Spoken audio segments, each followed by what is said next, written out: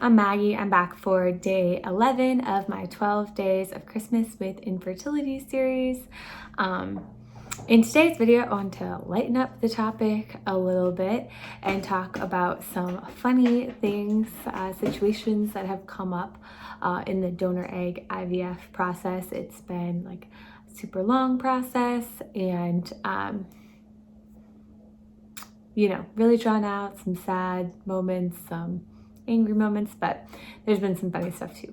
So, a big part of doing IVF with donor eggs and like using like a donor that you're picking yourself that's doing a cycle just for you, it's just coordinating all of that happening, and extra coordination this year with the pandemic going on.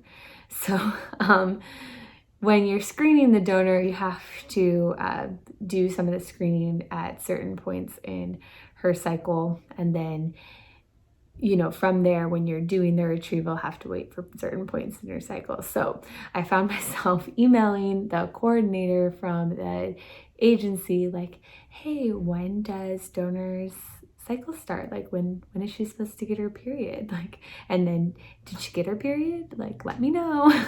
Sending those kind of emails and like emailing back and forth about like this other anonymous person's period and when it's gonna start. So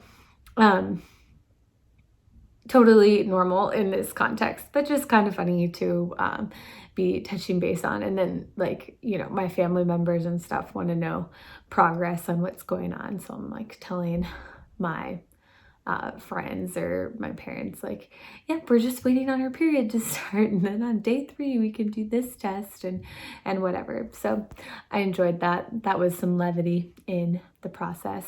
And then the other thing that, was funny is after we do the egg retrieval, we needed to get my husband's semen sample to actually make the embryos, and that was a bit complicated too because of COVID. Typically they would get that on the day of retrieval, but because it's like coordinating both of their travel to be at the same time, same day, like with COVID, we just weren't sure on how that would work. And then you're not supposed to do any extra travel with COVID going on. So we're looking at options on how to make this happen, being in the Midwest and our clinic on the West Coast. So we looked into getting the sperm like frozen and sent out there. And that was a funny phone call to make, like asking cryo labs, like, hey, do you freeze semen and then mail it to another state? And, there's sperm banks this is a thing that you can do. We didn't end up doing that because it requires a quarantine period. Seemed like it would be just as expensive as flying out there. And when he went out there, like, wasn't peak time really. So he did just end up going out there, getting the COVID test, doing the whole PPE thing, and it was fine. So, but that was a funny little situation that we found ourselves in.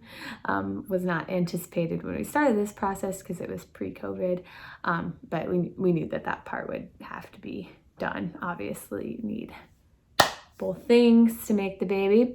So anyways, I just wanted to share like some of those funny logistical things that can come up, kind of add some levity in the whole process, and just thought it would be nice to share something that is funny rather than really sad or angry.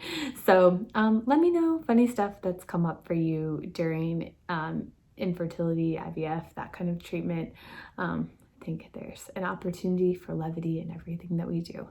Thanks so much for watching. I'll see you tomorrow for the last day of this series. Bye.